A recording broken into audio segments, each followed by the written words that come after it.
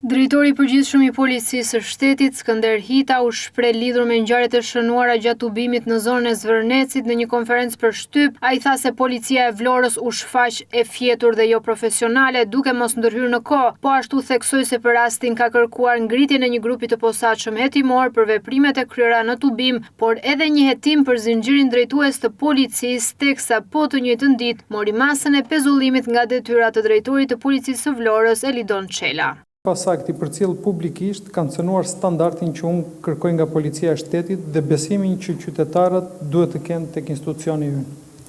Për këtë arsye, ka marrë vendime të menjëhershme që në orët e para pas ngjarjes dhe janë nisur procese të plota hetimore dhe administrative për të nxjerrë përgjegjësitë përkatëse.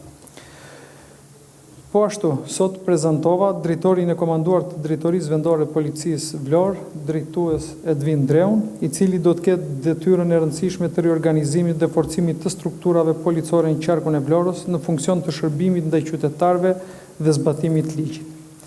Siç e dini, drejtori i Drejtorisë Vendore Policisë Vlorë u shkarkua 2 ditë më parë për shkak të dështimit në menaxhimin e tubimit të datës 30 maj në Zvërnec,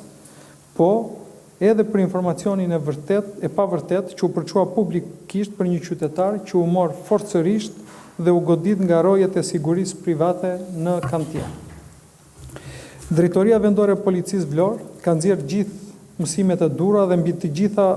me të gjitha strukturat policore në varësi të saj duhet të identifikoj problematikat, si dhe të bëj propozimet përkatëse, qoftë për masa administrative të reja, qoftë kandidaturat të reja drejtuese në drejtori dhe komisariate sipas nevojave.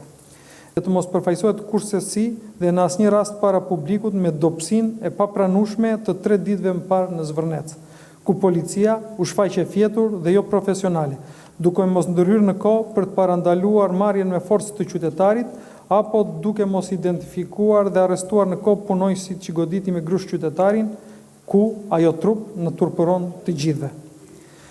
Prandaj, siç jeni ndjeni, kam urdhëruar që prej mbasditës së datës 30 maj të ngrihet një grup i posaçëm hetimor i cili do të hetojë të gjitha veprimet e kryera gjatë protestës, si dhe kam urdhëruar drejtorinë e standardeve profesionale në Policinë e Shtetit, e cila ka nisur menjëherë një hetim të plotë dhe thelluar disiplinor për gjithë zinxhirin komandues të Drejtorisë Vlorë.